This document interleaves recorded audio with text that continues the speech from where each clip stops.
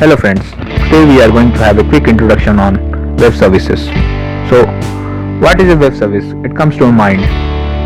So a web service can be considered as a service available over the web. If it's not getting clear, let me explain you with an example. Suppose you want to make a weather forecast application. For getting data in the weather forecast application, you went to the area and applied different sensors at different points. So after applying sensors at different points in those area, you collected data from those sensors and provided in the weather forecast application to the end user. This is one of the options which is available for you to apply in the weather forecast application. Other options are also available, like you can hit the database or a server which is already available there and fetch the data from those servers to your application and provide to the end user, that is to the user who is using the application. So obviously the second option is the most cost effective solution for the weather forecast application to be made. So for getting data from server is the option which any application maker will be looking for. So nowadays fetching data from available sources, that is from available server like Google server, Facebook server or different open source server, the trend is getting more and more popular.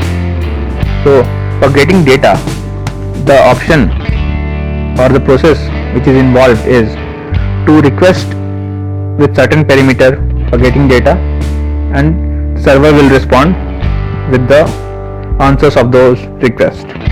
And these response are basically made in two ways, or fetched or responded in two ways, that is in XML or in JSON. And regarding XML and JSON, I've already made tutorials. You can go through those tutorials and understand what is XML and JSON. And let me tell you about the types which are basically used as web services.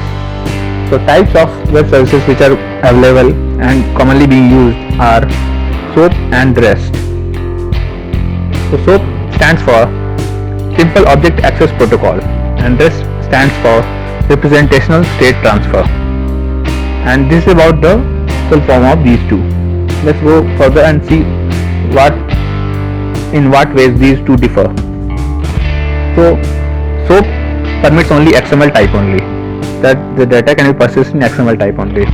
But in REST, different forms are there, that is you can access the data in text, HTML, XML or in JSON, and different other forms are there. And third thing, that is the API.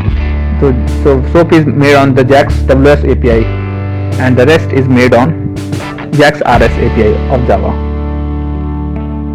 Regarding the bandwidth, SOAP requires more bandwidth, obviously REST requires less bandwidth. So REST is getting more popular these days. So I've made tutorial regarding REST. You can go to the tutorials of REST to get different knowledge regarding the web services through REST. Thank you for watching.